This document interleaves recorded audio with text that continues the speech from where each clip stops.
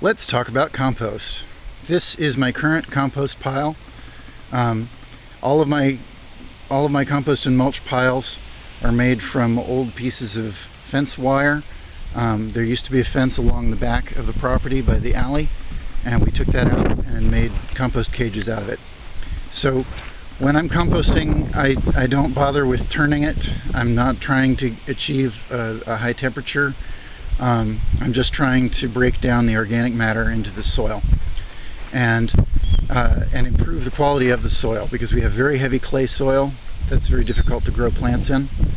So what I do is make a layer, like you can see on the top here, of organic matter, waste organic matter. I don't call it weeding, I call it harvesting green matter when I go around and collect stuff. So I make a layer of that, and then I take a layer of unwanted clay subsoil from this pile that was left over from the sewer excavation. Take that soil and pile it on top, a couple inches tall, and that does a number of different things. It helps to hold water in the compost, because otherwise, being exposed on all sides like this, the compost pile would dry out very quickly. So the clay holds water. It also brings in a lot of organic life, soil life, to help break down the organic matter. And it also improves the quality of the clay, because the organic matter gets mixed into the clay immediately rather than having to be mixed in later as a separate step. So the end result of that composting is a pile like this that I gradually mine out as I need compost for different projects.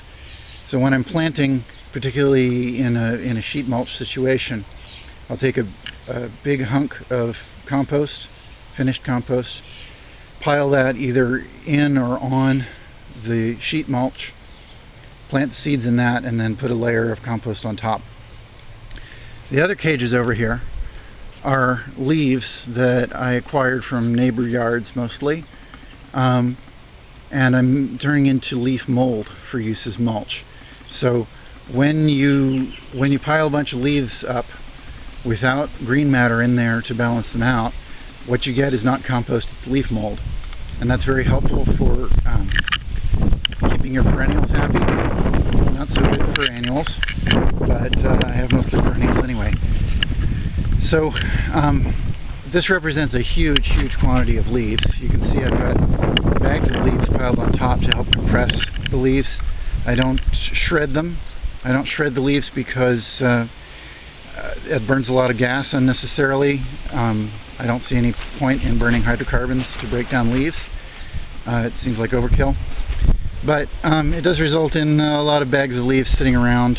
I'll have to get these cleaned up before I do a tour here a little bit later. But all of these towers are against the north-facing side of the neighbor's fence. And I have some pictures showing the frost line cast by this fence. So very little will grow here. Obviously comfrey is happy here, but a lot of crops are not happy against this north wall. So the compost does just fine here. I don't expect it to break down in the winter time, and it doesn't, but it does fine in the summer. So that's my compost and mulch situation.